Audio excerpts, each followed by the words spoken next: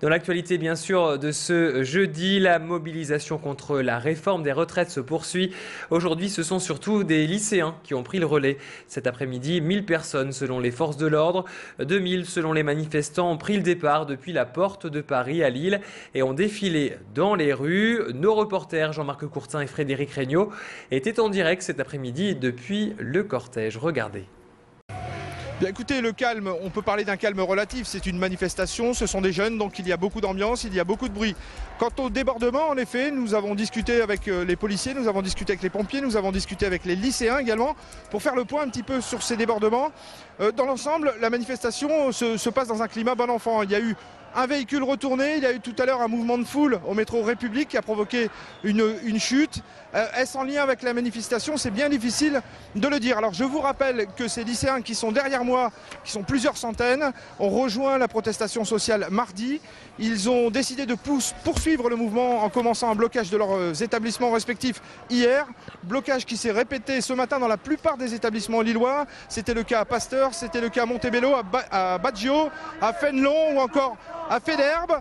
Dans l'ensemble, il y avait quelques policiers sur site pour veiller au grain, pour parer aux éventuels débordements. Mais dans l'ensemble, on peut dire que ça se passe bien. Alors les lycéens, là, convergent vers la place de la République. Et il est fort à parier que le mouvement va se poursuivre jusque vendredi et qu'ils viendront, ces lycéens, gonfler les rangs de la manifestation globale samedi. Notre reporter Jean-Marc Courtin nous en parlait à l'instant. Dès ce matin, une partie des établissements scolaires était bloquée. Difficile d'avoir le nombre précis, mais des barrages ont été montés devant une majorité des lycées lillois. Le tout dans une ambiance parfois électrique entre les grévistes et ceux qui veulent aller en cours. Les policiers sont bien sûr mobilisés depuis ce matin pour faire face à d'éventuels débordements. À Lille, plusieurs incidents ont été signalés, notamment près des lycées Francisco Ferrer, Baggio et Fénelon. Une voiture a été brûlée, un véhicule retourné, des rues bloquées. 2 personnes ont été interpellées suite à ces événements.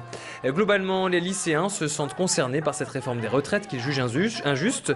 Certains parents d'élèves prennent les devants. Ils ont décidé également de se mobiliser près des jeunes, comme ici au lycée Pasteur, pour éviter tout débordement.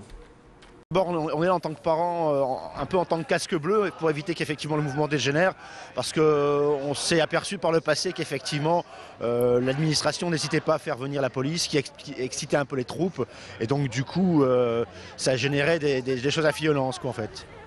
Moi je suis très fier de voir que ces jeunes de 15, 16, 17 ans, 18 pour certains, soient effectivement à l'aube d'une conscience politique et peut-être d'une vie politique, d'une vie militante. Moi je trouve ça très très bien et je les encourage en ce sens-là, évidemment.